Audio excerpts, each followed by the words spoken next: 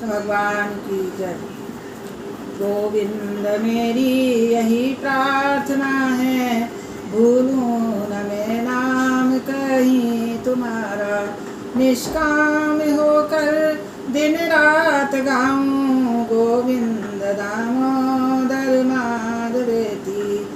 देहांत काले तुम सामने हो, बंसी बजाते मन को लुभाते, गाती यही मैं तननाथ त्यागूं गोविंद दामोदर माधवेति।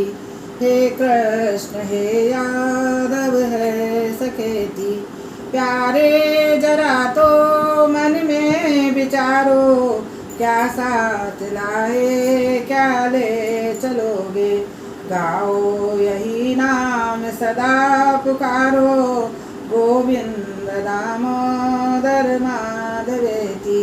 नाता भला क्या जग से हमारा, आए यहाँ क्या कर रहे हो, सोचो विचारो हरि को पुकारो गोविंद दामोदर माधवेति। सच्चे सखा हैं हरि ही हमारे, माता पिता शील बंधुत प्यारे, भला इसी में दिन रात गाओ गोविंद दामोदर माधवेति। हे कृष्ण हे यादव है सखेति। कल विदुर जी का दृष्टांत आया था कि उनको जन्म क्यों लेना पड़ा। ये सब सुना होगा तुम लोगों ने। जब भूल हो जाती है तो मनुष्य बनना पड़ता है, और मनुष्य भूल करे तो उसे 4 पांव वाला पशु भी बनना पड़ता है। पापी मनुष्य पशु होता है। विदुर जी कहते हैं एक बार मुझसे भूल हो गई तो मुझे देव से मनुष्य बनना पड़ा, अगर अब भी मैं असावधान रहा तो मुझे पशु बनना पड़ेगा। मैत्रेयी जी से विदुर जी ने अनेक प्रश्न पूछे। भगवान अकर्ता हैं, फिर भी कल्प के आरंभ में इस सृष्टि की रचना उन्होंने कैसे की। संसार में सभी सुख के लिए प्रयत्न करते हैं, फिर भी उनका दुख दूर नहीं होता और न उन्हें सुख मिलता है, ऐसा क्यों? ऐसी कथा कीजिए कि इन प्रश्नों का उत्तर मिले और भगवान की लीलाओं का भी वर्णन हो। मैत्रेयी जी ने कहा, सृष्टि की उत्पत्ति की कथा भागवत में बार बार आती है। तात्विक दृष्टि से जगत मिथ्या है, अतः साधुओं ने उसका अधिक विचार नहीं किया, किंतु सृष्टि के कर्ता का पुनः पुनः विचार किया। परमात्मा को माया का स्पर्श हुआ तो उसने संकल्प किया कि मैं एक से अनेक बनूं। पुरुष में से प्रकृति और प्रकृति में से महत तत्व में से अहंकार उत्पन्न होता है, और अहंकार के सत्व रजस तम प्रधान 3 भेद हैं। फिर पंच तन्मात्राओं से 5 महाभूतों की उत्पत्ति हुई, किंतु ये तत्व स्वयं क्रिया नहीं कर सकते, अतएव इन सभी में ईश्वर ने प्रवेश किया। उपनिषद में कहा है कि प्रत्येक घटक में प्रभु ने प्रवेश किया है, अतः यह जगत परमात्मा का मंगलमय स्वरूप है। भगवान की नाभि से कमल उत्पन्न हुआ, उसमें से ब्रह्मा प्रकट हुए, और ब्रह्मा जी ने कमल का मूल खोजने का प्रयत्न किया तो चतुर्भुज नारायण के दर्शन हुए। ब्रह्मा जी ने उनका स्तवन किया, और संतति और संपत्ति भगवत कृपा का फल नहीं, प्रारब्ध का फल है। भगवान जिस पर कृपा करते हैं उसका मन शुद्ध होता है। बिना मन की शुद्धि के ईश्वर का दर्शन नहीं होता। ईश्वर दर्शन के बिना जीवन सफल नहीं होता। जिससे मुझे जन्म दिया उसको जानने का मैंने प्रयत्न भी नहीं किया, मेरे जैसा मूर्ख कौन होगा। ब्रह्मा जी को डर लगा कि संसार में आने पर इंद्रियां कहीं गलत रास्ते पर न चली जाएं। ब्रह्मा जी ने सृष्टि का निर्माण किया और काम को जन्म दिया। काम ने सर्वप्रथम पिता को ही मोहित किया। प्रथम हुए स्वयंभू मनु और शत्रुपा रानी। उस समय पृथ्वी रसातल में डूबी हुई थी। ब्रह्मा ने सोचा कि प्रजा की उत्पत्ति तो करूं, किंतु उसे बसाऊं कहाँ। अतः नासिका में से वराह भगवान प्रकट हुए। उन्होंने पृथ्वी को पानी से बाहर निकाला, रास्ते में मिले हिरण्याक्ष को मारा और पृथ्वी का शासन मनु को सौंपकर भगवान स्वधाम लौट गए। विदुर जी ने कहा, आपने तो बहुत संक्षिप्त कथा सुनाई, इस कथा का रहस्य क्या है? यह हिरण्याक्ष कौन था और धरती रसातल में क्यों डूबी हुई थी? वराह नारायण का चरित्र सुनाइए। मैत्रेयी जी ने यह कथा विदुर को सुनाई थी और सुखदेव जी ने परीक्षित को। दिति कश्यप ऋषि की धर्मपत्नी थी। दिति कश्यप ऋषि की धर्मपत्नी थी। एक दिन सायंकाल दिति श्रृंगार करके पति के पास आई और काम सुख भोग की इच्छा प्रकट की। वह कामातुर हो गई थी। कश्यप ने कहा, देवी, यह सायंकाल का समय है, यह समय काम सुख की प्राप्ति के लिए उपयुक्त नहीं है। जाओ, दीपक जलाओ। शास्त्र में कहा गया है कि सौभाग्यवती स्त्री में लक्ष्मी का अंश है। सायंकाल के समय लक्ष्मी नारायण घर आते हैं। उस समय घर बंद होगा तो लक्ष्मी जी जय श्री कृष्ण कहती वापस लौट जाएंगी। घूमने जाना ही हो तो सूर्यास्त के पहले घर में लौट आना चाहिए। स्त्रियों को चाहिए कि शाम को घर के बाहर न भटके। संध्या समय तुलसी की पूजा करो और वहाँ दीपक जलाओ। भगवान के आगे धूप और दीप जलाओ। मनुष्य के हृदय में अंधकार है, वहाँ प्रकाश लाना है। दशम स्कंद में कथा है, गोपियाँ यशोदा जी से फरियाद करती है कि कन्हैया हमारा माखन चुरा कर खा जाता है। यशोदा कहती है, अंधेरे में माखन रखा करो, कन्हैया उसे देख ही न पाए। गोपियाँ कहती है कि माखन तो अंधेरे में ही था, किंतु कन्हैया के आते ही वहाँ उजियारा हो जा गया। ईश्वर पर प्रकाशी नहीं है, ईश्वर पर प्रकाशी नहीं है, वह तो स्वयं प्रकाशी है। परमात्मा को दीपक की आवश्यकता नहीं है, दिए की जरूरत तो मानव को है। सायंकाल में सूर्य और चंद्र का तेज क्षीण होता है। सूर्य बुद्धि का स्वामी है और चंद्र मन का।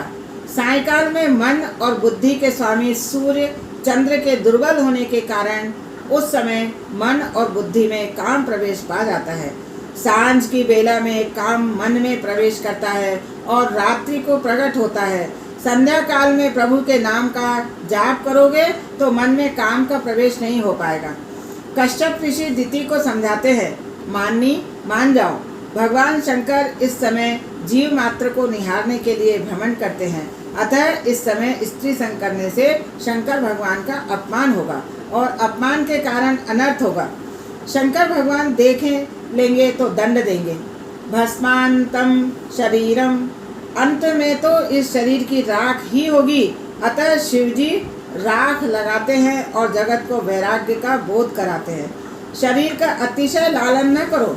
हमेशा याद रखो कि इस शरीर को एक न एक दिन शमशान में ही जाना है। गृहस्थाश्रम विलास के लिए नहीं है, किंतु मर्यादा में रहकर विवेक में काम सुख का उपभोग करके काम का विनाश करने के लिए है, वैराग्य के लिए है। एक बार हृदय में प्रवेश करने के बाद काम बाहर निकलता ही नहीं है। एक बार काम के अंदर प्रविष्ट होने पर तुम्हारा सारा सयानापन हवा हो जाएगा। अतः जीवन ऐसा सादा और पवित्र बनाओ कि काम मन बुद्धि में प्रवेश करने का कभी अवसर ही न पा सके। दिति ने कश्यप की बात नहीं मानी। दिति के दुराग्रह के आगे कश्यप भी झुक गए। अंत में दिति को अपनी भूल का भान हुआ। वह पछताई। उसने कश्यप की पूजा की और भगवान शिवजी से क्षमा याचना की। कश्यप ने कहा कि तुम्हारे गर्भ से 2 राक्षसों का जन्म होगा। पति और पत्नी उचित संयम का पालन नहीं करे तो पापी प्रजा की उत्पत्ति होती है। पवित्र दिवस जैसे कि दोनों पक्षों की दूज, पंचमी, अष्टमी, एकादशी, चतुर्दशी, पूर्णिमा, अमावस्या तथा पर्वों के दिन ब्रह्मचर्य का पालन अवश्य करें। लोग कहते हैं कि काल बिगड़ गया है, अतः पापी प्रजा उत्पन्न हो रही है। वैसे काल भी कुछ कुछ बिगड़ा तो है, किंतु लोगों का दिल ज़्यादा बिगड़ गया है। एकादशी और पूर्णिमा या पवित्र दिनों का विचार किए बिना ही वे कामाग्न हो जाते हैं, अतएव पापी प्रजा उत्पन्न होती है। काम को हृदय में प्रवेश करने का अवसर ही न दिया जाए। एक बार काम का हृदय में प्रवेश हो गया कि सयानापन निरर्थक हो जाता है।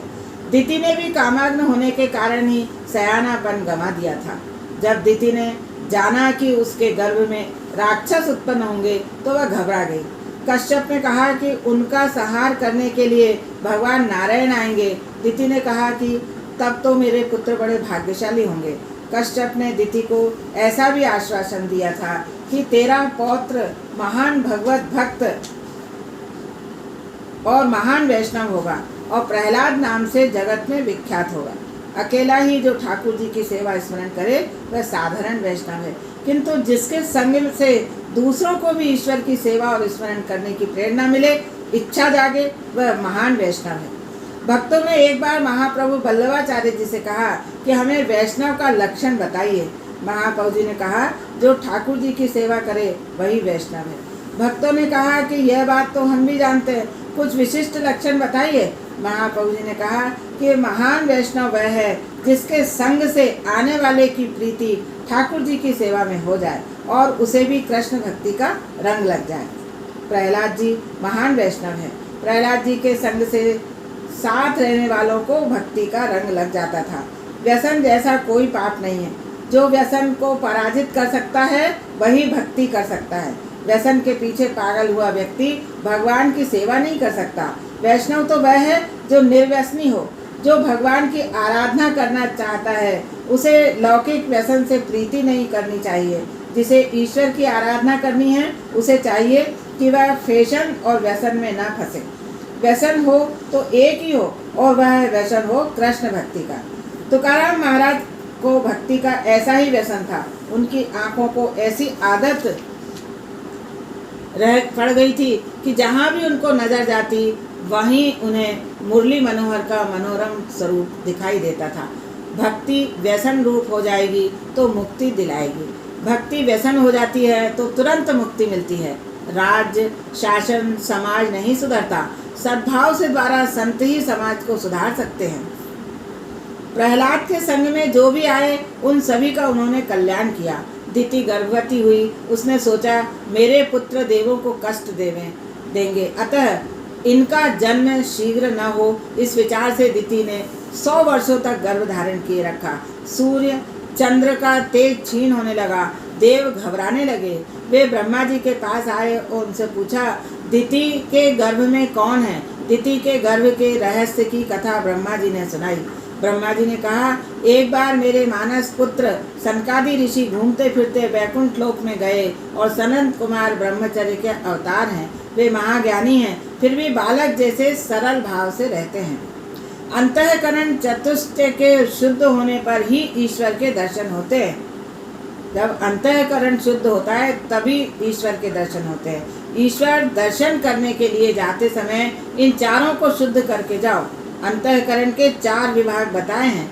अंतःकरण जब संकल्प विकल्प करता है तब उसे मन कहा जाता है। वह जब कोई निर्णय करता है तब उसे बुद्धि कहते हैं और श्री कृष्ण का चिंतन करने पर उसे चित्त कहते हैं और उसमें जब क्रिया का अभिमान जगता है तब उसे अहंकार कहते हैं। मन, बुद्धि, चित्त और अहंकार, इन चारों को शुद्ध करो। बिना इन चारों को शुद्ध किए परमात्मा के दर्शन नहीं हो सकते। ब्रह्मचर्य के बिना इन चारों की शुद्धि नहीं होती। ब्रह्मचर्य तभी सिद्ध होता है जब ब्रह्मनिष्ठा सिद्ध होती है। आदि नारायण के दर्शन करने के लिए संत कुमार वैकुंठ में जाते हैं। काम और काल वैकुंठ में प्रवेश नहीं पा सकते। जहाँ बुद्धि कुंठित होती है वह वैकुंठ है। वैकुंठ के वृक्ष और पुष्प दिव्य हैं। 6 ऋतुओं सखियाँ बनकर उस धाम की सेवा करती है। वहाँ 7 बड़े परकोटे हैं जिन्हें लांघ कर जाना पड़ता है। दक्षिण में रंगनाथ जी का मंदिर इस वर्णन के आधार पर ही बनाया गया है कि संत कुमार को अलौकिक वैकुंठ धाम का दर्शन हो रहा है। यहाँ भ्रमर भी प्रेम से ईश्वर के गुणगान करते हैं। वैकुंठ में विषमता नहीं है। यहाँ के पार्षद भगवान जैसे हैं और दासियाँ लक्ष्मी जैसी हैं। पार्षद भी शंख चक्रधारी चतुर्भुज हैं। जब ईश्वर कुछ देने लगते हैं तब देने में वे कुछ भी संकोच नहीं करते। भगवान जब देते हैं तब लेने वाला लेते लेते थक जाता है। आखिर मनुष्य कितना ले सकता है। भोजन में विषमता नहीं करो। विषमता करने वाले को संग्रहणी का रोग होता है। विषमता वैर को उत्पन्न करती है। विषमता करनी पड़े तो सद्भाव से करो। व्यवहार से संपूर्ण समानता नहीं होती। वैकुंठ में विषमता नहीं होती। लक्ष्मी जी भी वैकुंठ में प्रमाद नहीं करती। लक्ष्मी जी वहाँ स्वयं सेवा करती हैं, झाड़ू बुहारती हैं। सुखदेव जी कथा नहीं कर रहे हैं, अपितु लक्ष्मी नारायण का दर्शन कर रहे हैं। प्रतिबिंब को देखने से बिंब का मोह होता है। बिंब के दर्शन में कितना आनंद होता। वैष्णव भाग्यशाली है, वे प्रतिबिंब को देख सकते हैं। भगवान अपना बिंब नहीं देख सकते। कन्हैया दर्पण में अपना प्रतिबिंब देखता है। कन्हैया यशोदा से कहता है, यह बालक बहुत सुंदर है, मैं इसके साथ खेलना चाहता हूँ। माता समझाती है, वह कोई और बालक नहीं है, वो तू ही है, तेरा ही प्रतिबिंब है। अपने प्रतिबिंब का दर्शन करके जब भगवान स्वयं मुग्ध हो जाते हैं तो बिंब का दर्शन करके गोपियां भान भूल जाएं, इसमें क्या आश्चर्य है। संत कुमार बैकुंठ के 6 द्वार पर करके 7वें द्वार पर आए। वहाँ जय और विजय खड़े थे। संत कुमार प्रसाद में प्रवेश कर ही रहे थे कि भगवान के द्वारपाल जय और विजय ने उन्हें रोका। संत कुमारों ने कहा कि हम तो माता पिता लक्ष्मी और नारायण से मिलने जा रहे हैं। संत कुमार कौपीनधारी थे। कौपीन का अर्थ केवल लंगोटी नहीं है, जितेंद्रिय ही कौपीनधारी हैं। भगवान का दर्शन करने के लिए जितेंद्रिय होकर ही जाना पड़ता है। द्वारपालों ने संत कुमारों से कहा, अंदर से आज्ञा मिलने पर हम आपको प्रवेश करने देंगे, आप यहीं ठहरें। यह सुनकर संत कुमार क्रोधित हो गए। क्रोध कामानुज काम का छोटा भाई है। अति सावधान रहने पर काम को तो मारा जा सकता है, किंतु उसके छोटे भाई क्रोध को मारना कठिन है। संकल्प काम का मूल है। ज्ञानी किसी और के शरीर का चिंतन नहीं करते, अतः काम उन्हें पीड़ा नहीं दे पाता। ज्ञानी पुरुष का पतन काम के कारण नहीं, क्रोध के कारण होता है। 6 द्वार पार करके ज्ञानी पुरुष आगे बढ़ता है, किंतु 7वें द्वार पर जय और विजय उसे रोकते हैं। योग के 7 अंग ही बैकुंठ के 7 द्वार हैं। वे हैं यम, नियम, आसन, प्राणायाम, प्रत्याहार, ध्यान और धारणा। इन 7 द्वारों को पार करने के बाद ब्रह्म का साक्षात्कार होता है। योग के इन 7 अंगों को सिद्ध करने पर वैकुंठ में प्रवेश मिलेगा। ध्यान का अर्थ है एक अंग का चिंतन। शरीर और आँख को स्थिर रखना ही आसन है। धारणा का अर्थ है सर्वांग का चिंतन। धारणा में अनेक सिद्धियां विघ्न डालती हैं। सर्वांग का दर्शन ही धारणा है। साधक को जीवन के अंतिम सांस तक सावधान रहने की जरूरत है। जय और विजय प्रतिष्ठा के 2 स्वरूप हैं। सर्वांग के चिंतन में सिद्धि प्रसिद्धि बाधा उपस्थित करती है। सिद्धि मिलने पर प्रसिद्धि होती है और सेवा में प्रमाद करने वाले का पतन होता है। जय अर्थात स्वदेश में प्रतिष्ठा और विजय अर्थात परदेश में विजय। जगत मेरे लिए क्या कहेगा इसकी चिंता नहीं करो, किंतु जगदीश्वर क्या कहेंगे इसी का ख्याल रखो। जो लौकिक प्रतिष्ठा में फंसता है वह परमात्मा से दूर हो जाता है। भगवान के राजमहल के 7वें द्वार पर जीव की जय और विजय रोकते हैं। जय और विजय का अर्थ है कीर्ति और प्रतिष्ठा। कीर्ति और प्रतिष्ठा का मोह मनुष्य नहीं छोड़ सकता। वह घर का नाम तो रखता है अशोक निवास, किंतु अशोक भाई कब तक उसमें बने रहेंगे। घर को ठाकुर जी का नाम दो। घर पर भी नाम है और कथा में बैठने के आसन पर भी नाम है। घर और आसन पर लिखे हुए नाम कितने दिन तक रह पाएंगे। घर का मोह छूटता है, किंतु प्रतिष्ठा का मोह नहीं छूट पाता। शिष्य कुछ प्रशंसा कर देते हैं तो गुरु मानने लगता है कि वह ब्रह्मरूप हो गया। धीरे धीरे सेवा स्मरण की उपेक्षा करने लगता है और उसका पतन हो जाता है। नाम रूप में मनुष्य का मन फंसा हुआ है। नाम और रूप का मोह जब तक न छूट पाए तब तक भक्ति नहीं हो सकती। मन श्री कृष्ण के रूप में फंस जाए तभी मुक्ति मिलती है। प्रतिष्ठा का मोह आया नहीं कि भगवान के द्वार से ही वापस लौटना पड़ता है। क्रोध करने से संत कुमारों को प्रभु के 7वें द्वार से वापस लौटना पड़ा। उनका क्रोध सात्विक था। द्वारपाल भगवान के दर्शन में बाधा उपस्थित कर रहे थे, अतः वे क्रोधित हुए। भगवान अनुग्रह करके द्वार पर आए और संत कुमार को दर्शन दिया, किंतु वे भगवान के धाम में प्रवेश नहीं पा सके। महाप्रभु ने इस चरित्र की समाप्ति करते हुए कहा है कि ज्ञानी के लिए ज्ञान मार्ग में अभिमान विघ्न करता है। अभिमान के मूल में क्रोध है और कुछ अज्ञानावस्था में मरते हैं तो कुछ ज्ञानी होकर भी अभिमानवश मरते हैं। ब्राह्मण को शिक्षा न मिले तो वह अज्ञानी रहता है और कुछ अधिक शिक्षा पाले तो कभी कभी अभिमानी होकर भी मरता है। कर्म मार्ग में विघ्न करता काम है और कश्यप और दिति के मार्ग में काम ने ही बाधा डाली थी। काम से कर्म का नाश होता है। भक्ति मार्ग में लोभ बाधक बनता है। भक्ति मार्ग में लोभ बाधक बनता है। लोभ भक्ति का नाश करता है। ज्ञान मार्ग में क्रोध विघ्न करता है और संत कुमारों के मार्ग में क्रोध ने ही बाधा डाली। क्रोध से ज्ञान का नाश होता है। देह दृष्टि से काम उत्पन्न होता है। ज्ञानी के मार्ग में काम बाधा नहीं डालता, किंतु क्रोध बाधा डालता है। इन तीनों के कारण पुण्य का लय होता है, यानी क्षय होता है। विवेक से काम तो नष्ट होता है, किंतु क्रोध को नष्ट करना कठिन है। एकनाथ महाराज ने भावार्थ रामायण में लिखा है कि कामी और लोभी को तात्कालिक कुछ लाभ हो भी सकता है, किंतु क्रोध करने वाले को तो कभी कोई लाभ नहीं होता। इतना ही नहीं, उसके पुण्य का क्षय भी होता है। वल्लभाचार्य ने इस चरित्र की समाप्ति में कहा है, कामेन कर्म नाश स्यात्, क्रोधेन ज्ञान नाशनम, लोभेन भक्ति नाश स्यात्, तस्माद् एतत्त्रयं त्यजेत। इसी कारण से ही गीता जी में काम, क्रोध, लोभ को नरक का द्वार बताया है। त्रिविधं नरकस्येदं द्वारं नाशनमात्मनः, कामः क्रोधस्तथा लोभस्तस्मादेत त्रयं त्यजेत। संत कुमार क्रोधित हुए, अतः उनका पतन हुआ। प्रभु के द्वार तक पहुंचकर भी वापस लौटना पड़ा। मन और बुद्धि पर कभी विश्वास नहीं करो, वे बार बार दगा दे जाते हैं। अपने को निर्दोष मानने के समान कोई और दोष नहीं है। अपने को निर्दोष मानने के समान कोई दोष नहीं। काम, क्रोध अंदर के विकार हैं, वे बाहर से नहीं आते। संत कुमारों का क्रोध बाहर से नहीं आया, अवसर मिलते ही वो प्रकट हो जाते हैं। अतः मन पर सत्संग का, भक्ति का अंकुश रखो। सतत ईश्वर संतत करने से अंदर के विकार शांत होते हैं। क्रोधित होकर संत कुमारों ने जय और विजय को शाप दिया।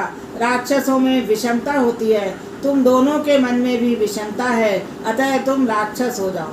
मंदिर में थोड़ा सा भी पाप किया जाए तो वह महापाप हो जाता है। संत कुमारों ने तो वैकुंठ में क्रोध किया था। सुखदेव जी सावधान करते हैं, राजन ऐसा पाप कभी नहीं करना। सनकादि ऋषियों ने जय और विजय को शाप दिया कि दैत्य कुल में तुम्हें 3 बार जन्म लेना पड़ेगा। भगवान ने सोचा, इन्होंने मेरे आंगन में पाप किया है, अभी तक इन्होंने क्रोध पर विजय नहीं पाई है, अतः ये धाम में प्रवेश करने की पात्रता गंवा चुके हैं। बाहर जाकर ही मैं उन्हें दर्शन दे आऊं।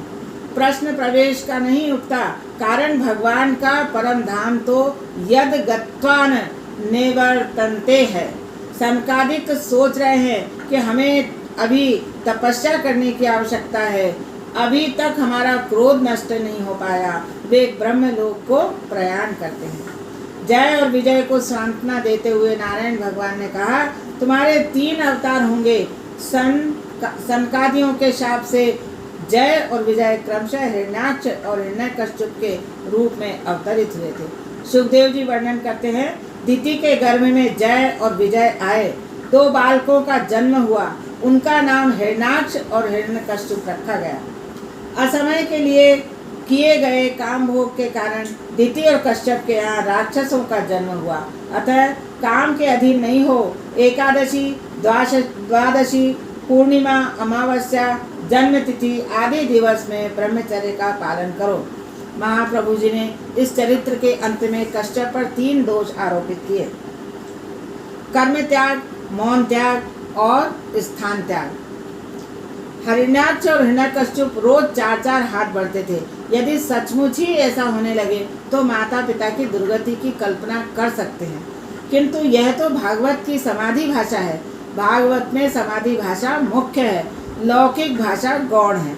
इसमें लोभ का स्वरूप बताया गया है। 4-4 हाथ रोज बढ़ते थे, अर्थात लोभ रोज रोज बढ़ता जाता है। लाभ से लोभ बढ़ता है।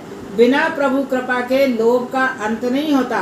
वृद्धावस्था में शरीर के जीर्ण होने पर काम तो मर जाता है, किंतु लोभ का नाश नहीं हो पाता। लाभ से लोभ और लोभ से पाप बढ़ता है। पाप के बढ़ने से धरती रसातल में जाती है और धरती अर्थात मानव समाज दुख रूपी रसातल में डूब जाता है। हिरण्यकश्यप का अर्थ है संग्रह वृत्ति, हिरण्यकश्यप का अर्थ है भोग वृत्ति। हिरण्याक्ष ने बहुत कुछ एकत्रित किया और हिरण्यकश्यप ने बहुत कुछ का भोग किया। भोग बढ़ता है तो लोभ भी बढ़ता है और भोग के बढ़ने से पाप भी बढ़ता है। केवल धन से सुख मिलता हो ऐसी बात नहीं है। हिरण्याक्ष और हिरण्यकश्यप के संहार के लिए भगवान ने क्रमशः वराह और नरसिंह अवतार धारण किए थे। हिरण्याक्ष और हिरण्यकश्यप लोभ के ही अवतार हैं। भगवान ने काम को मारने के लिए एक ही अवतार लिया था, अर्थात रावण और कुंभकर्ण। कुंभकर्ण के संहार के लिए रामचंद्र जी का अवतार लिया। क्रोध को मारने के लिए अर्थात शिशुपाल के वध के लिए कृष्ण अवतार लिया और किंतु लोभ को मारने के लिए 2 अवतार लेने पड़े, वराह और नरसिंह अवतार। काम क्रोध को मारने के लिए एक अवतार ही लेना पड़ा, किंतु लोभ को मारने के लिए 2 अवतार लेने पड़े। लोभ को पराजित करना पड़ा, दुष्कर है। मारने के लिए 2 अवतार लेने पड़े। लोभ को पराजित करना बड़ा दुष्कर है। लोभ सत्कर्म में विघ्न करता है, अतः संतोष के द्वारा उसे मारना चाहिए। लोभ संतोष से ही मरता है, इसलिए संतोष की आदत डालो। लोभ आदि के प्रसार में पृथ्वी दुख रूपी सागर में डूब गई थी, अतः भगवान ने वराह अवतार लेकर उसका उद्धार किया। वराह अवतार संतोष के अवतार हैं। वराह यज्ञावतार है। वर और अह, वर अर्थात श्रेष्ठ और अह का अर्थ है दिवस। कौन सा दिवस श्रेष्ठ है? जिस दिन तुम्हारे हाथों से सत्कर्म हो, वही दिन श्रेष्ठ है। श्रेष्ठ कर्म करने से दिवस भी श्रेष्ठ बन जाएगा। जिस कार्य से प्रभु प्रसन्न हों वही सत्कर्म है। सत्कर्म को ही यज्ञ कहते हैं। हिरण्याक्ष सत्कर्म में विघ्न हरता है। मनुष्य के हाथों सत्कर्म नहीं होता क्योंकि उसे लगता है प्रभु ने उसे बहुत कुछ दिया है। हिरण्याक्ष लोभ का स्वरूप है। समुद्र में डूबी हुई पृथ्वी को वराह भगवान ने बाहर तो निकाला, किंतु उसे अपने पास नहीं रखा। पृथ्वी मनु को अर्थात मनुष्यों को सौंप दी। जो कुछ अपने पास आया उसे औरों को दे दिया, यही संतोष है। वराह भगवान यज्ञ के दृष्टांत रूप है। यज्ञ करने से चित्त शुद्धि होती है और लोभ आदि का नाश करके चित्त शुद्धि करनी चाहिए। चित्त शुद्धि होने से कपिल मुनि की अर्थात ब्रह्म विद्या की प्राप्ति होती है। यज्ञ पूर्वक जीवन जियोगे तो ज्ञान मिलेगा और यज्ञावतार के बिना मन की शुद्धि नहीं होती और मन शुद्धि या चित्त शुद्धि के बिना ज्ञान नहीं मिलता। तब ज्ञानावतार भी नहीं होता और कपिल देव भी नहीं आते। अज्ञान को दूर करने का उपाय वराह अवतार ने बताया। अज्ञान को दूर करने के लिए यज्ञ करो। सत्य भाषण यज्ञ है। यज्ञ करोगे तो कपिल भगवान की ब्रह्म विद्या बुद्धि में स्थिर होगी। चित्त शुद्धि के लिए कर्म है। भक्ति मन की एकाग्रता के लिए है और कर्म, उपासना और ज्ञान तीनों की जीवन में जरूरत है। चित्त शुद्धि के लिए कर्म है और भक्ति मन की एकाग्रता के लिए है और कर्म, उपासना और ज्ञान तीनों की जीवन में जरूरत है। कर्म से चित्त शुद्धि के होने के बाद ब्रह्म जिज्ञासा जागती है। शंकराचार्य जी कहते हैं कि लोग त्वचा की मीमांसा तो बहुत करते हैं, परंतु आत्मा की मीमांसा कोई नहीं करता। हिरण्याक्ष की इच्छा हुई कि स्वर्ग से संपत्ति ले आऊं। दिन प्रतिदिन उसका लोभ बढ़ता जाता था। एक बार वह पाताल में गया, वहां उसने वरुण से लड़ना चाहा। वरुण ने कहा, तू वराह नारायण से युद्ध कर। हिरण्याक्ष ने वराह भगवान के पास जाकर कहा, तू सुअर जैसा है। तो वराह नारायण ने उससे कहा कि तू कुत्ते जैसा है और बात बढ़ गई। सभी पापों को की मूल है वाणी। वाणी दोष होने से वीर दूषित होता है और उच्चार के बिना पाप नहीं होता। मन के द्वारा उच्चारे जाने पर ही पाप होता है। सभी पापों में मूल वाणी है और वाणी दोष होने से वीर दूषित होता है और उच्चार के बिना पाप नहीं होता। मन के द्वारा उच्चारे जन पर ही पाप होता है। मुष्टि प्रहार करके वराह भगवान ने हिरण्याक्ष का संहार किया और पृथ्वी का राज्य मनु महाराज को सौंप दिया। उन्होंने मनु से कहा कि धर्म से पृथ्वी का पालन करना। वे बद्री नारायण के स्वरूप में लीन हो गए। समाज को सुखी करना मनुष्य मात्र का धर्म है। वराह भगवान ने यह आदर्श अपने आचरण द्वारा मनुष्य को सिखाया। लोभ को मारने के लिए वराह नारायण के चरणों का आश्रय लो। वराह के चरण संतोष के स्वरूप हैं। मनुष्य के जीवन में जब तक लोभ है तब तक पाप है और जब तक पाप है तब तक शांति प्राप्त नहीं हो सकती। जिसका जीवन निष्पाप है उसे ही शांति मिलती है। केवल अर्थोपार्जन के लिए ही बुद्धि का उपयोग न करो, उसका उपयोग ईश्वरोपासना के लिए भी करो। हिरण्याक्ष की मृत्यु होगी तभी पाप मरेगा और तभी ब्रह्म विद्या का ज्ञान बुद्धि में स्थायी होगा। बुद्धि के निष्काम होने पर ही ब्रह्म ज्ञान स्थायी हो सकता है। मनुष्य के शरीर में 9 छेद हैं जिनके द्वारा ज्ञान बाहर निकल जाता है। इंद्रियों के द्वारा ज्ञान बाहर न निकल सके इसलिए इंद्रियों का निरोध करो और उन्हें प्रभु के मार्ग की ओर मोड़ दो। तृतीय स्कंद में 2 प्रकरण है, पूर्व मीमांसा और उत्तर मीमांसा। पूर्व मीमांसा में वराह नारायण के अवतार की बात कही गई है और उत्तर मीमांसा में कपिल नारायण के चरित्र का वर्णन है। वराह नारायण की उपासना यज्ञ किए बिना कपिल नारायण की विद्या बुद्धि में स्थिर नहीं होती। मन, वचन और काया से किसी को पीड़ा न देना ही यज्ञ है। जो बिना कारण ही दिल जलाता है वह आत्मघात कर रहा है। सदा सर्वदा प्रसन्न रहना ही यज्ञ है। यज्ञ किए बिना, सत्कर्म के बिना चित्त शुद्धि नहीं होती। चित्त शुद्धि के बिना ज्ञान टिकता ही नहीं और सत्कर्म से सभी इंद्रियां शुद्ध होंगी। जिसका मन कलुषित है उसे परमात्मा का अनुभव नहीं हो सकता। मानव शरीर एक गगरी है, इसमें 9 छेद हैं। यदि गगरी छेद वाली हो तो वह कभी भरी नहीं जा सकती।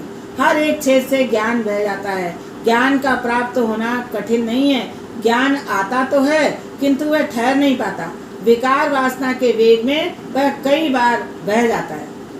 वैसे आत्मा तो सबकी ज्ञान में है, अतः अज्ञानी तो कोई है ही नहीं। किंतु ज्ञान को सतत बनाए रखने के लिए इंद्रियों के द्वारा बहाई जाती हुई बुद्धि शक्ति को रोकना है। ज्ञानी को इंद्रियां विषय की ओर नहीं जाने देती। ज्ञानी को इंद्रियां विषय की ओर नहीं जाने देती। वैष्णव इंद्रियों को प्रभु के मार्ग की ओर मोड़ते हैं। ज्ञान टिक नहीं पाता और क्योंकि मनुष्य का जीवन विलासी हो गया है, सारा का सारा ज्ञान पुस्तक में ही पड़ा रहता है, मस्तिष्क में जाता ही नहीं है। जो पुस्तकों के पीछे दौड़े वह विद्वान है और जो भक्ति पूर्वक परमात्मा के पीछे दौड़े वो संत है। विद्वान शास्त्र के पीछे दौड़ता है जबकि शास्त्र संत के पीछे दौड़ते हैं। शास्त्र पढ़कर जो बोले वह विद्वान है। प्रभु को प्रसन्न करके उसी में पागल होकर जो बोले वह संत है। हृदय में सात्विक भाव जागे, मन शुद्ध हो जाए तो हृदय में से ज्ञान अपने आप ही प्रकट होता है। मीराबाई ने अपने भजन में कहीं भी नहीं लिखा कि उनका कोई गुरु था या किसी के घर में शास्त्र पढ़ने के लिए गई थी। तुकाराम महाराज भी किसी के घर शास्त्र पढ़ने नहीं गए थे। हृदय में स्थित लोभ को मारने से कपिल भगवान अपने आप आएंगे। ज्ञान का शत्रु है हिरण्याक्ष। भागवत में बताए गए अवतारों के क्रम में भी रहस्य है। ज्ञान को बुद्धि में स्थिर करना है तो हिरण्याक्ष को मारना होगा। हिरण्याक्ष को मारने पर कपिल भगवान आते हैं। अपने मन से पूछो कि प्रभु से जो सुख संपत्ति मिली है उसके लिए मैं पात्र भी हूँ या नहीं। उत्तर नकारात्मक ही होगा। लोभ को संतोष से मारो, ज़्यादा पाने की इच्छा न करो। पाप इसलिए होता है कि मनुष्य मानता है कि प्रभु ने जो दिया है वह बहुत कम है। पाप नहीं हो तो इंद्रियों की शुद्धि होगी और तभी ज्ञान भक्ति इंद्रियों में टिक पाएगी। यज्ञादि सत्कर्म से चित्त शुद्धि होती है। इसके बाद ही बुद्धि में ब्रह्म ज्ञान टिक पाता है। पूर्व मीमांसा के बाद उत्तर मीमांसा का आरंभ किया गया। उत्तर मीमांसा में ज्ञान प्रकरण है। कपिल मुनि ज्ञान के अवतार हैं। स्वयंभू मनु की रानी का नाम शत्रुपा था। मनु महाराज के 2 पुत्र थे, प्रियव्रत और उत्तानपाद। 3 कन्याएं भी थी, आकृति, देवहूति तथा प्रसूति। आकृति का रुचि से, देवहूति का कर्दम से और प्रसूति का दक्ष से विवाह हुआ। कर्दम ऋषि और देवहूति के घर कपिल भगवान आए थे। विदुर जी आग्रह करते हैं, मैत्रेय जी आप कर्दम और देवहूति के वंश की कथा कहिए। कपिल भगवान की कथा सुनने की मेरी इच्छा है। मैत्रेय जी कहते हैं, कपिल ब्रह्म ज्ञान के स्वरूप है। कर्दम बनोगे तो तुम्हारे घर कपिल आएंगे। कर्दम अर्थात इंद्रियों का दमन करने वाला। कर्दम अर्थात जितेंद्रिय। जब तक मनुष्य कर्दम नहीं बन पाता तब तक उसे कपिल नहीं मिलता। शरीर में सप्त गुणों की वृद्धि होने पर ज्ञान का झरना अपने आप फूट पड़ता है और ज्ञान प्रकट होता है। शरीर में सप्तगुण की वृद्धि से ज्ञान की प्राप्ति होती है। शुद्ध आहार, शुद्ध आचार, शुद्ध विचार से सप्तगुण की वृद्धि होती है और सप्तगुण बढ़ेगा तो ज्ञान मिलेगा। और सप्तगुण बढ़ता है संयम से और सदाचार से। सप्तगुण के बढ़ने से ज्ञान का स्फुरण होता है। जीव के सुधरने से जीवन सुधरता है। जीव जो कुछ मांगे वह सभी उसे मत दो। सोने पर तुरंत नींद नहीं आएगी तो जीव काम सुख का चिंतन करेगा। आगे कथा आएगी कि घर का काम पूरा होने पर गोपियाँ कृष्ण कीर्तन करती थीं। जीवन को सात्विक बनाओ। जितेंद्रिय बनने के लिए सरस्वती के किनारे रहना होगा। सरस्वती का किनारा सत्कर्म का किनारा है। यमुना जी भक्ति का स्वरूप है और गंगा ज्ञान का और सरस्वती सत्कर्म का स्वरूप है। सुखदेव जी राजर्षि को सुनाते हैं, राजन, कर्दम ऋषि सारा दिवस तप करते थे। उनके तप से भगवान प्रसन्न हुए और भगवान ऋषि के घर पधारे। विदुर जी के घर भी द्वारकानाथ गए थे। भगवान श्री कृष्ण हर तरह से उदार है किंतु समय देने में उदार नहीं है। सुवर्ण की अपेक्षा समय को अधिक मूल्यवान मानो। स्व लक्ष्य को लक्ष्य में रखोगे तो जीवन सफल होगा। बिना लक्ष्य का मनुष्य बिन पतवार की नाव जैसा है। कर्दम जितेंद्रिय महात्मा थे। उनकी तपस्या सफल हो गई। उनके सामने भगवान प्रकट हुए। सिद्धपुर के पास कर्दम ऋषि का आश्रम था। उन्होंने बड़ी तपस्या की। शरीर में केवल हड्डियां ही रह गई थी। आँखों से हर्षाश्रु प्रवाहित हुए थे। उन्हीं आंसुओं से बिंदु सरोवर बना और सिद्धपुर की यात्रा करते समय इस बिंदु सरोवर में स्नान करना होता है। ठाकुर जी के दर्शन करने से आंखें सफल होती हैं। और कर्दम कहते हैं, महाराज आपका दर्शन करके मेरी आंखें सफल हुई। आपको प्राप्त करने के बाद संसार की मांग करने वाला मूर्ख है। संसार के जिस सुख का भोग नरक के कीड़े भी करते हैं, वैसे सुख की इच्छा परमात्मा से करने वाला कौन मूर्ख होगा। लौकिक काम सुख की इच्छा पूर्ति के लिए श्री कृष्ण की आराधना तुच्छ है। कर्दम ने भगवान से कहा कि मैं आपसे स्त्री संग नहीं सत्संग की इच्छा करता हूँ। मुझे ऐसी स्त्री दीजिए जो मुझे प्रभु के पास ले जाए। ऐसी पत्नी मुझे मिले कि जब कभी मेरे मन में पाप आ जाए तो वह मुझे उस पाप कर्म से रोके और प्रभु के मार्ग पर ले चले। मेरा विवाह संसार सागर में डूबने के लिए नहीं किंतु उबरने के लिए हो। कृष्ण सेवा महान धर्म है। मैं काम सुख नहीं मांगता। शास्त्र में पत्नी को काम पत्नी नहीं किंतु धर्म पत्नी कहा गया है। ब्रह्मा जी ने विवाह करने के लिए मुझे आज्ञा दी है। मैं पत्नी नहीं घर में सत्संग चाहता हूँ। स्त्री संग काम संग नहीं सत्संग है। धर्म के आचरण के लिए पत्नी है। अकेला पुरुष या अकेली स्त्री धर्म मार्ग में आगे नहीं बढ़ सकते। नाविक के बगैर अकेली नाव संसार सागर को पार नहीं कर सकती। नाविक भी अकेला और संसार सागर पार नहीं कर सकता। स्त्री नौका है और पुरुष नाविक है। दोनों को एक दूसरे के सहारे की जरूरत है। पुरुष में विवेक होता है और स्त्री में स्नेह। विवेक और स्नेह के मिलने से भक्ति प्रकट होती है। पुरुष ज्ञान स्वरूप है और स्त्री का हृदय कोमल होने के कारण वह समर्पण करती है। स्त्री क्रिया शक्ति है। बहुतों को आश्चर्य होगा कि कर्दम ने इतने वर्षों की तपस्या के बाद भगवान से मुक्ति क्यों नहीं मांगी।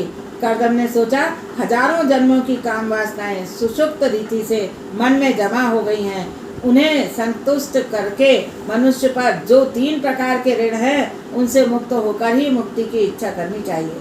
भगवान ने कहा, 2 दिन के बाद मनु महाराज तुम्हारे पास आएंगे और अपनी पुत्री देवहूति तुम्हें देंगे। परमात्मा ने आज्ञा दी कि मनु महाराज कन्या लेकर आए, तब नखरे नहीं करना। पति पत्नी पवित्र जीवन जिए तो भगवान की इच्छा भी उनके यहाँ जन्म लेने की होती है। भगवान ने कहा, मैं पुत्र रूप में तुम्हारे यहाँ आऊँगा, जगत को मुझे सांख्य शास्त्र का उपदेश करना है। ऐसा कहकर श्री हरि वहाँ से विदा हुए। नारद जी मनु महाराज के पास आए और उनसे कहा कि तुम कर्दम को कन्या दान दो। मनु महाराज शत्रुपा और देवहूति के साथ कर्दम ऋषि के आश्रम में आए। कर्दम ने देवहूति के विवेक की परीक्षा ली। उन्होंने 3 आसन बिछाए, सभी को बैठने के लिए कहा। मनु शत्रुपा भी बैठ गए, किंतु देवहूति नहीं बैठी। कर्दम ने उनसे कहा, देवी, यह तीसरा आसन तुम्हारे लिए ही है, बैठो। देवहूति ने सोचा, भविष्य में यही मेरे पति होने वाले हैं, पति द्वारा बिछाए गए आसन पर बैठूंगी तो पाप होगा। इस आसन पर बैठना मेरा धर्म नहीं है और आसन पर न बैठने से आसन देने वाले का अपमान होगा। सो अपना दाहिना हाथ आसन पर रखकर आसन के पास बैठ गई। आर्य नारी के सच्चे संस्कार आज भुलाए जा रहे हैं।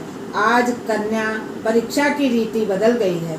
कर्दम ने सोचा कि कन्या योग्य है, विवाह करने में कोई हर्ज नहीं है। मनु महाराज ने कहा, मैं यह कन्या आपको अर्पण करना चाहता हूँ। कर्दम ऋषि ने कहा, विवाह करने की मेरी भी इच्छा है, किंतु पहले एक प्रतिज्ञा करनी है। मेरा विवाह विलास के लिए नहीं, काम का नाश करने के लिए होगा। विवाह का प्रयोजन काम विकास नहीं, किंतु काम विनाश है। काम भाव को एक ही स्थान पर सीमित करके उसके मर्यादित उपभोग द्वारा काम का विनाश करना ही गृहस्थाश्रम का आदर्श है। कर्दम ऋषि कहते हैं, मेरा विवाह काम के विनाश के लिए है।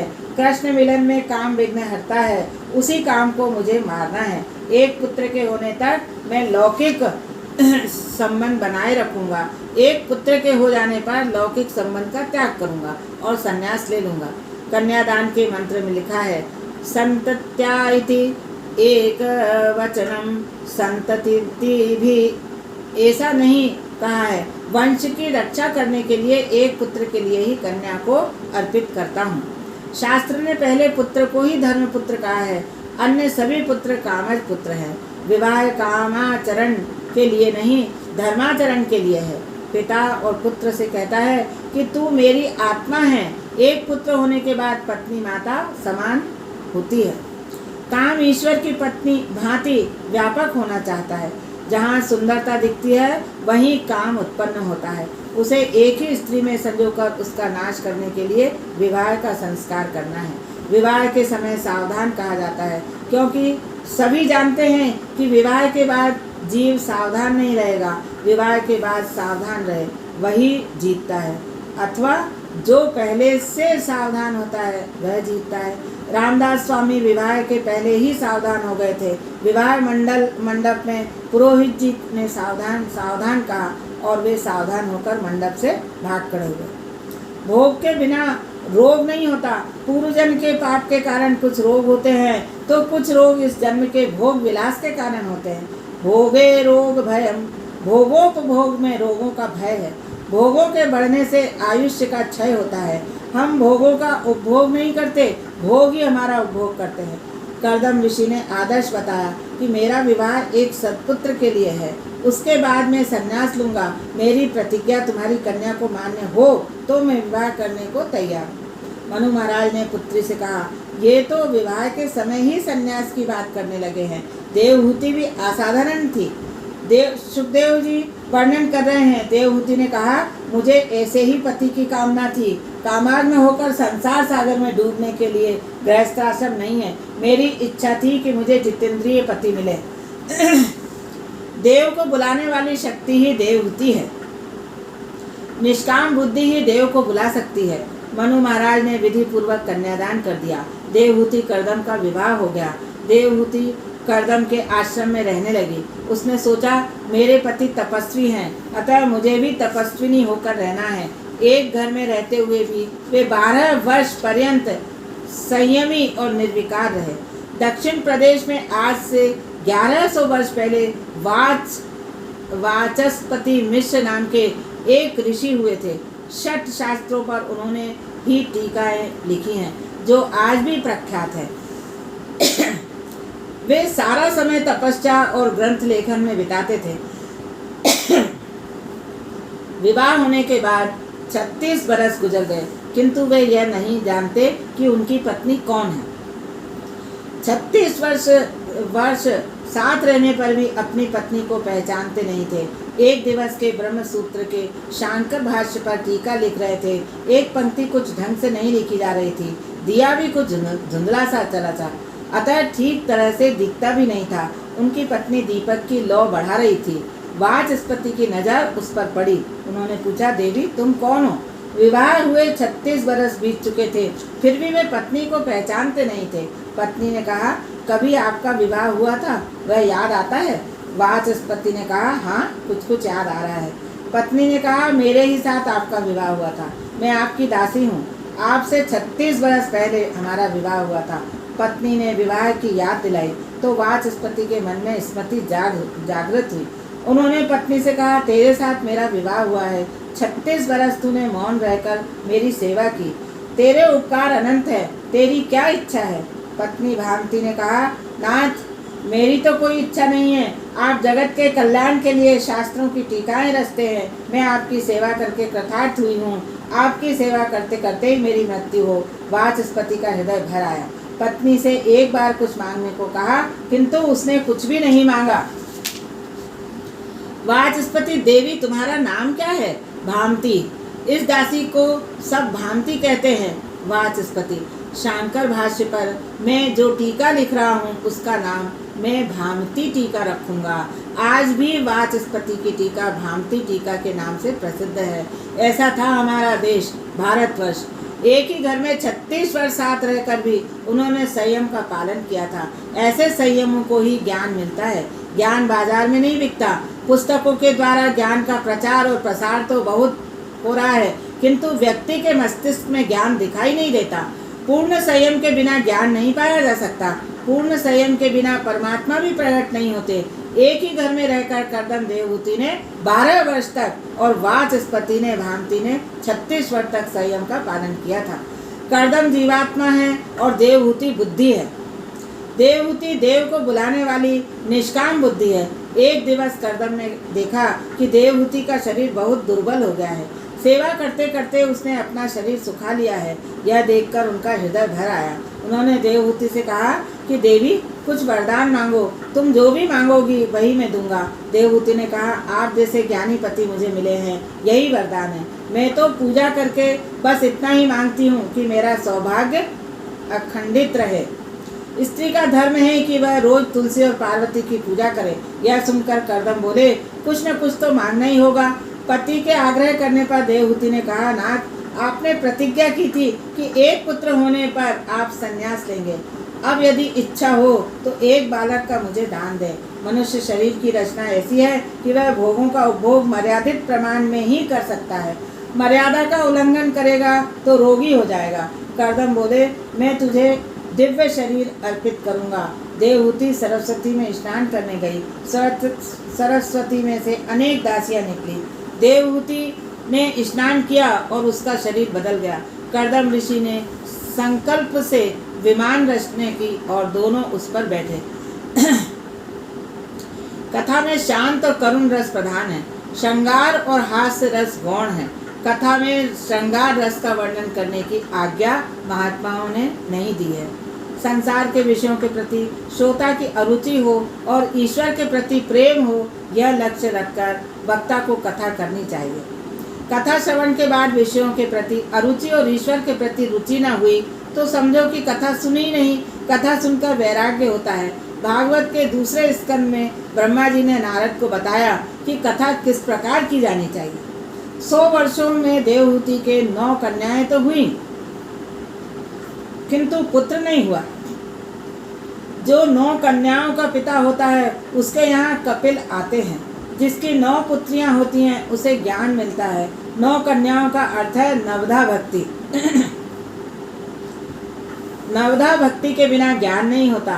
सामान्य अर्थ करें तो कह सकते हैं कि 9 कन्याओं का विवाह करते करते पिता की अकल ठिकाने आ जाती है। नवधा भक्ति के न होने पर तक कपिल अर्थात ज्ञान नहीं आता। श्रवण, कीर्तन, स्मरण, पाद सेवन, अर्चन, वंदन, दास्य और संख्य और आत्मनिवेदन, ये 9 अंग नवधा भक्ति में आते हैं। नवधा भक्ति के सिद्ध होने पर ही कपिल भगवान पधारते हैं। भक्ति ही ज्ञान रूप में बदलती है। भक्ति की उत्तरावस्था ही ज्ञान है। अप्रोक्ष ज्ञान की पूर्वावस्था ही भक्ति है। भक्ति के बाद ज्ञान आता है और ज्ञान की माता भक्ति है। जिसकी नवधा भक्ति सिद्ध नहीं होती उसे ज्ञान नहीं मिलता। भक्ति द्वारा ही ज्ञान मिलता है। भक्तिर्ज्ञान कल्पते। तात्विक दृष्टि से ज्ञान और भक्ति में अंतर नहीं है। भक्ति में पहले दासोहम है और फिर सोहम है। 9 कन्याओं के जन्म के बाद कर्दम संन्यास लेने के लिए तैयार हुए। एक दिवस कर्दम ने सोचा अब इस विलासी जीवन का अंत हो जाए तो अच्छा हो। सत्य प्रधाना ब्राह्मणा, वैश्य विलासी जीवन जिए तो कोई बात नहीं, किंतु ब्राह्मण को ये शोभा नहीं देता। अतः कर्दम ने सोचा कि मैं एकांत में बैठकर तप करूं। देवहूति ने कहा मैं भी त्याग करना चाहती हूँ। विवाह का अर्थ है 2 तन किंतु 1 मन। देवहूति बोली, नाथ आपने तो वचन दिया था कि एक पुत्र के जन्म के बाद आप संन्यास लेंगे। पुत्र का तो अभी तक जन्म ही नहीं हुआ। इन कन्याओं की और मेरी कौन देखभाल करेगा? इन कन्याओं की व्यवस्था करने के बाद ही आप संन्यास लें। सुखदेव जी वर्णन कर रहे हैं। कर्दम देवहूति ने विकार त्याग दिया। उन्होंने कई वर्षों तक परमात्मा की आराधना की। इसके बाद देवहूति के गर्भ से साक्षात नारायण ने वास किया। 9 मास का समय समाप्त हुआ। आचार्यों, योगियों और साधुओं के आचार्य प्रकट होने वाले हैं। ब्रह्मादि देव कर्दम ऋषि के आश्रम में आए। ब्रह्मा जी ने कर्दम ऋषि से कहा तुम्हारा गृहस्थाश्रम सफल हुआ। तुम अब जगत पिता के पिता बन गए हो। यह बालक जगत को दिव्य ज्ञान का उपदेश देगा। जीव जब भगवान के लिए आतुर होता है तब भगवान का अवतार होता है। आतुरता के कारण ही भगवान के दर्शन होते हैं। कर्दम और देवहूति की तपस्या और आतुरता से भगवान उनके यहाँ पुत्र रूप में आए। भगवान को पुत्र रूप में प्राप्त कर सकते हैं और भगवान का लालन पालन कर सकते हैं। कपिल भगवान के जन्म लेने पर देवहूति ने कर्दम से कहा अब आप गृहस्थाश्रम का त्याग कर सकते हैं। कर्दम ने कहा मुझे 9 कन्याओं की चिंता है। ब्रह्मा ने कहा तुम क्यों चिंता करते हो? तुम्हारे घर तो स्वयं भगवान पधारे हैं। चिंता करने के बदले तुम प्रभु का चिंतन करो। ब्रह्मचार्य ने कहा चिंता कापि न कार्या। सेवा स्मरण करते हुए जो वैष्णव तन्मय होते हैं उनकी चिंता ठाकुर जी करते हैं। ब्रह्मा जी 9 ऋषियों को अपने साथ लाए थे। सभी ऋषियों को एक एक कन्या अर्पित करवाई। अत्रि को अनसुया, वशिष्ठ को अरुधंती आदि। कर्दम ऋषि ने सोचा अब अपने सिर पर से भार उतर गया। वे कपिल के पास आए और कहने लगे मुझे संन्यास लेना है। संन्यास का अर्थ है परमात्मा के दर्शन के लिए सभी सुखों का त्याग। काम्यानां कर्माणां न्यासम संन्यासम कवयो विदुः। केवल ईश्वर के लिए जो जिए वही सन्यासी है। कपिल ने कहा कि आपकी इच्छा ठीक है। संन्यास लेने के बाद आप किसी प्रकार की चिंता न करें। आप अपना जीवन ईश्वर को समर्पित कर दें। मुक्ति 2 प्रकार की है। कैवल्य मुक्ति, इसमें जीव ईश्वर में लीन होता है, दोनों एक हो जाते हैं। और भागवती मुक्ति, इसमें जीव प्रेम से ईश्वर से एकाकार होता है, किंतु थोड़ा सा द्वैत रखकर नित्य लीला नित्य सेवा में मग्न रहता है। कर्दम ऋषि ने संन्यास ग्रहण कर लिया। परमात्मा के लिए सभी सांसारिक सुखों को त्याग ही संन्यास है। त्याग के बिना संन्यास उजागर नहीं होता। कई लोग निवृत्त होने पर, पेंशन पा जाने पर दूसरी नौकरी की तलाश करते हैं। सरकार ने जब कह दिया कि अब तुम नौकरी करने योग्य नहीं रहे तो दूसरी नौकरी क्यों ढूंढते हो? अब तो भजन करने के दिन आए हैं। संन्यास की विधि देखने से वैराग्य होता है। संन्यास की क्रिया में विरजा होम करना पड़ता है। देव, ब्राह्मण, सूर्य, अग्नि आदि की साक्षी में विरजा होम किया जाता है। फिर नदी में स्नान करके लंगोटी फेंक कर नग्नावस्था में ही बाहर निकलना पड़ता है। आदि नारायण का चिंतन करते करते कर्दम ऋषि को भागवती मुक्ति मिली। कपिल गीता का आरंभ हुआ। दिव्य प्रसंग है। पुत्र माता का उपदेश दे रहा है। पुत्र माता को उपदेश दे रहा है। भागवत में इस प्रकरण के 9 अध्याय हैं। कपिल गीता का प्रारंभ 25वें अध्याय से होता है। इसमें सांख्य शास्त्र का उपदेश है। 3 अध्यायों से में पहले वेदांत का ज्ञान आता है और अंत में भक्ति का वर्णन किया गया है। इसके बाद संसार चक्र का वर्णन है। देवहूति ने सोचा, ऋषियों ने मुझसे कहा था यह बालक माता का उद्धार करने के लिए आया है। मैं कपिल भगवान से एक प्रश्न पूछूं जिसका वे अवश्य उत्तर देंगे। कपिल भगवान के पास आकर देवहूति ने उनसे कहा, यदि आप अनुमति दें तो मैं आपसे प्रश्न पूछना चाहती हूँ। कपिल ने कहा, माता संकोच मत करो, जो पूछना चाहती हो वो पूछो। माता देवहूति ने आरंभ में ही शरणागति स्वीकार कर ली। बिना ईश्वर का आसरा लिए जीव का उद्धार नहीं हो सकता। गीता में अर्जुन ने भी पहले शरणागति स्वीकार की थी और भगवान से कहा था, शिष्यस्तेहम शाधिमा त्वाम प्रपन्नम। देवहूति ने पूछा, जगत में सच्चा सुख कहाँ है? जगत में सच्चा आनंद कहाँ है? नित्य आनंद कहाँ है जिसका नाश न हो सके? ऐसा आनंद बताओ। सुनो, अनेक बार इंद्रियों का लालन करने पर भी शांति नहीं मिलती। समय बीत जाने पर भान होता है कि विषयों के आनंद में कोई सार नहीं है। इंद्रियों ने जो कुछ मांगा वह सभी मैंने दे दिया, फिर भी तुष्टि नहीं हुई। इंद्रियां हर रोज नए विषय मांगती हैं। जीवा जीव को रस सुख की ओर खींचती है। आंखें रूप सुख की ओर तथा त्वचा स्पर्श सुख की ओर खींचती है। कपिल भगवान को आनंद हुआ। वे बोले, माता जी, किसी जड़ वस्तु में आनंद नहीं होता। आनंद तो आत्मा का स्वरूप है। अज्ञानवश जीव जड़ वस्तु में आनंद ढूंढता है। जड़ वस्तु में आनंद रह नहीं सकता। संसार के विषय सुख तो देते हैं किंतु आनंद नहीं देते। जो तुम्हें सुख देगा वही तुम्हें दुख भी देगा, किंतु भगवान हमेशा आनंद ही देंगे। आनंद परमात्मा का स्वरूप है। संसार का सुख खुजली जैसा है। जब तक आप खुजालते रहते हैं तब तक अच्छा लगता है, किंतु खुजलाने के सुख से नाखून के जहर के कारण रोग बढ़ जाता है। सर्वोत्तम मिठाई का स्वाद भी गले तक ही रहता है। जगत के पदार्थ में आनंद नहीं है। आनंद का भास मात्र है। जगत दुख रूप है। भगवान कहते हैं, अर्जुन, क्षण भंगुर और सुख रहित इस जगत को और मनुष्य शरीर को प्राप्त करके तू मेरा ही भजन कर। आरंभ में जड़ वस्तु में सुख का सा अनुभव होता है, किंतु वह सुख विस्मय ही है। विषेन्द्रिय संयोगाद यत तद मृतोपमं परिणामे विषमिव तत् सुखम राजसम स्मृतम। विषयों और इंद्रियों के संयोग से जिस सुख का आभास होता है वह आरंभ में भोग काल में तो अमृत जैसा लगता है, किंतु परिणाम में वह विष के समान ही है। इसी कारण से इस सुख को राजस कहा गया है। सुख से इंद्रियों की तृप्ति नहीं होती। विवेक रूपी धन का हरण करके इंद्रियां जीव को संसार रूपी गर्त में फेंक देती है। बाहर के विषयों में न तो आनंद है और न ही सुख। आनंद बाहर नहीं अंदर है, आत्मा में है। आनंद अविनाशी अंतर्यामी का स्वरूप है। कपिल कहते हैं, माता, यदि शरीर में आनंद होता तो उसमें से प्राण निकल जाने के बाद भी लोग उसे अपने पास सुरक्षित रखते। विषय जड़ है। जड़ पदार्थ में आनंद रह नहीं सकता। चैतन्य के स्पर्श से ही जड़ पदार्थ में आनंद की प्रतीति होती है।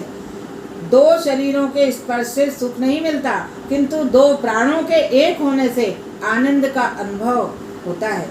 यदि दो प्राणों के इकट्ठे होने पर सुख मिलता है तो जिसमें अनेक प्राण समाये हुए हैं, ऐसे परमात्मा के मिलन से कितना अधिक आनंद प्राप्त होगा।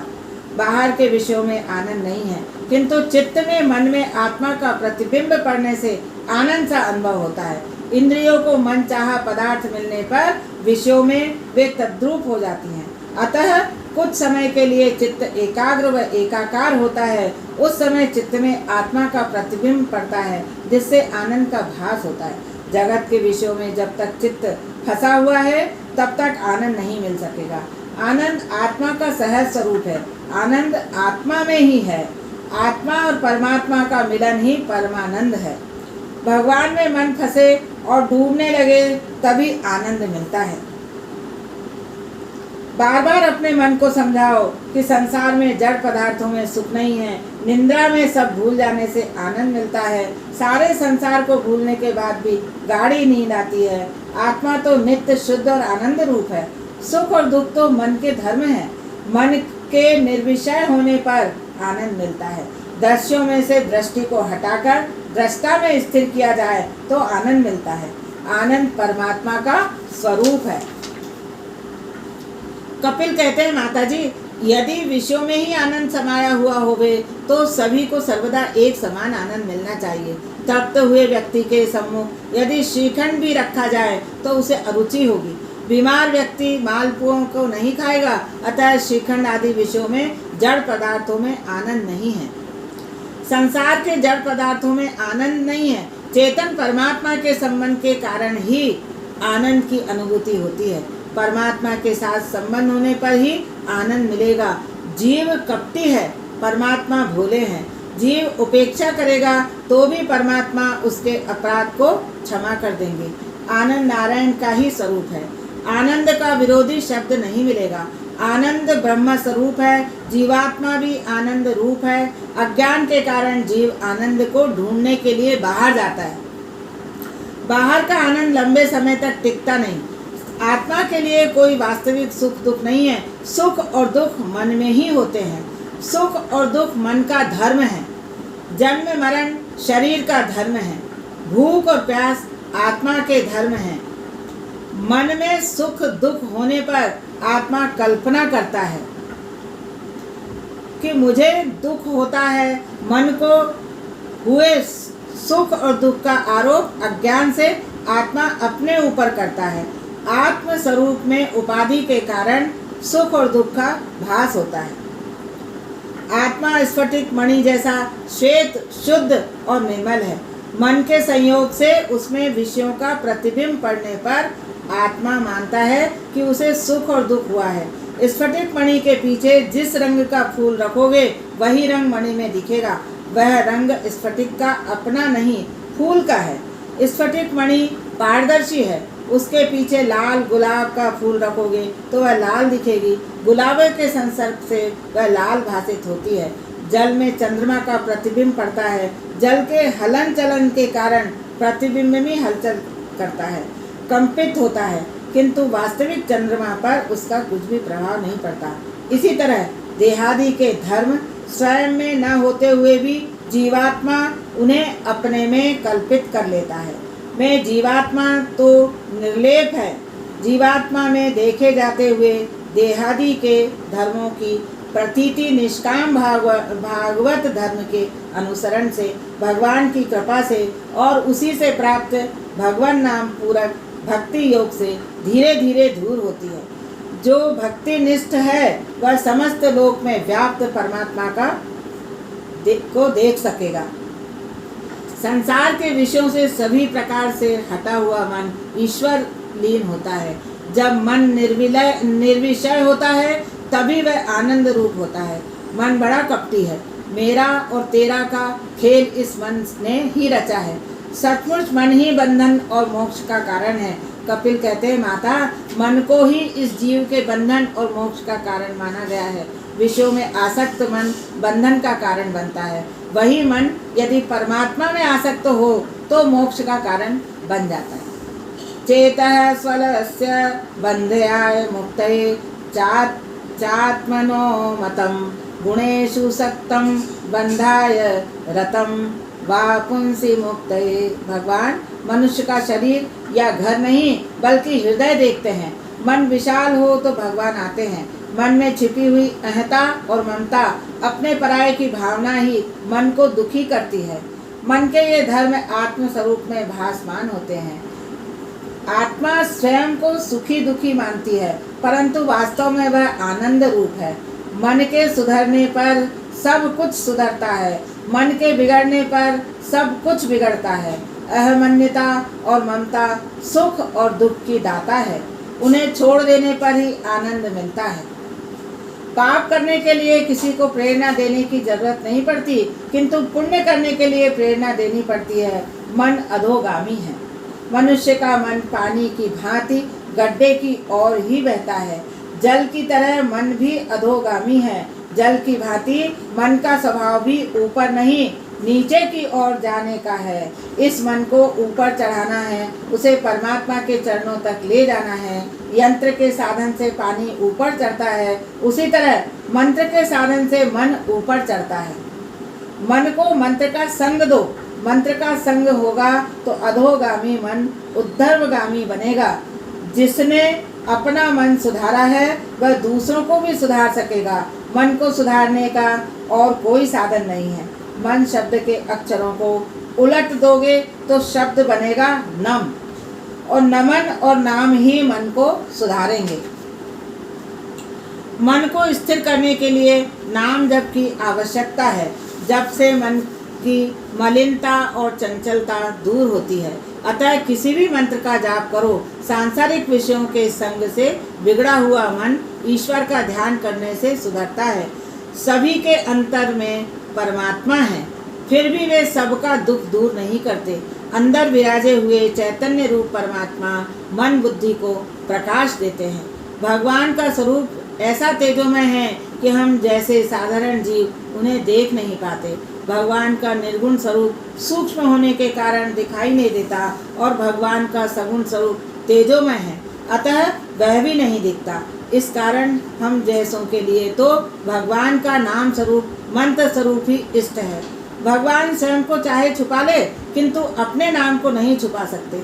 नाम स्वरूप प्रकट है, अतः परमात्मा के किसी भी नाम स्वरूप का दृढ़ मन से आश्रय ले लेता है।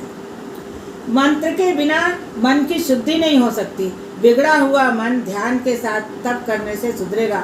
लौकिक वासना से मन बिगड़ता है और अलौकिक वासना के जागने पर सुधरेगा। वासना का नाश वासना से ही करना पड़ता है। असद वासना का विनाश सद वासना से होगा। जब मनुष्य सोचेगा कि जन्म मरण के फेरों से मुक्त होना है, मुझे गोलोक धाम में जाना है, मुझे किसी माता के गर्भ में नहीं जाना है, मुझे इसी जन्म में परमात्मा के दर्शन करने हैं, ऐसी भावना रखने से मन सुधरेगा। कांटा कांटे से निकलता है, उसी तरह सद्भावना असद वासना को निकाल बाहर करती है। मन को मारो, मन पर अंकुश रखो, मन सुधरेगा तो जीवन सुधरेगा। मन को विवेक रूपी लकड़ी से रोज पीटो। भोग से जीव तृप्त नहीं हो सकता, त्याग में ही तृप्ति समाई हुई है। मन अहंता और ममता से भरा हुआ है। मन जब कुछ मांगे तब उसे विवेक रूपी लकड़ी से मारो, तभी वह वश में आएगा। रामदास स्वामी ने मन को बोध दिया है कि दृढ़ वैराग्य, तीव्र भक्ति और यम नियमादि के अभ्यास से चित्त वश में होता है और स्थिर होता है। अंत में धीरे धीरे प्रकृति भी अदृश्य हो जाती है। संसार में वैराग्य उत्पन्न करने का एक ही उपाय है, जन्म मृत्यु और जरा व्याधि खदोषानुदर्शनम। इस जगत में सुखी होने के दो ही मार्ग हैं, एक ज्ञान मार्ग और दूसरा भक्ति मार्ग। ज्ञान मार्ग कहता है सब कुछ छोड़कर परमात्मा के पीछे पड़े रहो। बिना वैराग्य के ज्ञान नहीं मिलता और ज्ञान मार्ग में वैराग्य मुख्य है। इसमें सब कुछ छोड़ देना पड़ता है। ज्ञानी सब कुछ छोड़कर एक भगवान को ही पकड़े रहता है। इस मार्ग के त्याग मुख्य हैं। इस मार्ग में आचार्य शिवजी हैं। सर्वस्व का त्याग करना बड़ा कठिन काम है। भक्ति मार्ग कहता है सर्वस्व का त्याग कठिन है, इसकी अपेक्षा तो सभी में ईश्वर है, ऐसा मानकर विवेक पूर्वक सभी से प्रेम करो। इस मार्ग में भगवत भाव रखकर समर्पण करना है। भक्ति मार्ग में कुछ भी छोड़ने की बात नहीं है। वैष्णव कहेंगे कि केले के छिलके में भी भगवान है, ऐसे गाय को कैसे इसे गाय को खिलाऊंगा। भक्ति मार्ग में समर्पण मुख्य है। इस मार्ग के आचार्य श्री कृष्ण हैं। भगवान श्री कृष्ण हर किसी पर प्रेम रखते हैं। इस मार्ग में हर किसी के साथ प्रेम करना होता है। भगवान जैसा प्रेमी ना तो कोई हुआ है और ना कोई होगा।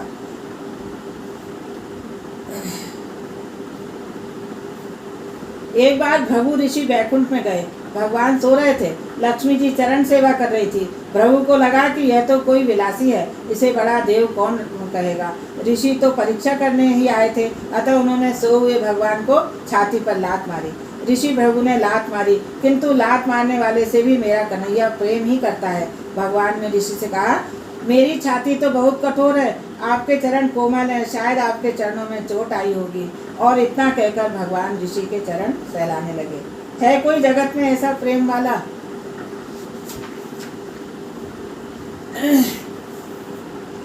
आज मेरी भागवत यहाँ तक समाप्त हो गई।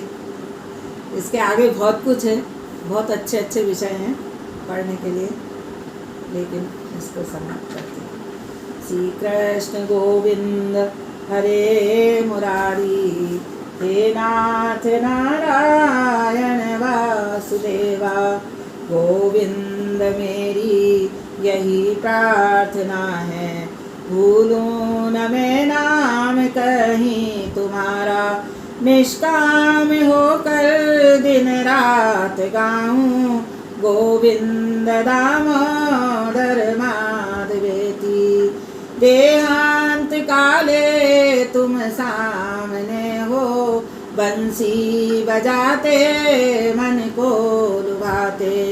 गाती यही मैं तननाथ त्यागूं, गोविंद दामोदर माधवेति। प्यारे जरा तो मन में विचारो, क्या साथ लाए क्या ले चलोगे। गाओ यही नाम सदा पुकारो, गोविंद दामोदर माधवेति। नाता भला क्या जग से हमारा, आए यहाँ क्या कर रहे हैं। सोचो विचारो हरि को पुकारो, गोविंद दामोदर माधवेति। सच्चे सखा हैं हरि ही हमारे, माता पिता शील बंधुत प्यारे। भला इसी में दिन रात गाओ, गोविंद दामोदर माधवेति। हे कृष्ण हे यादव है सखे। श्री कृष्ण भगवान की जय।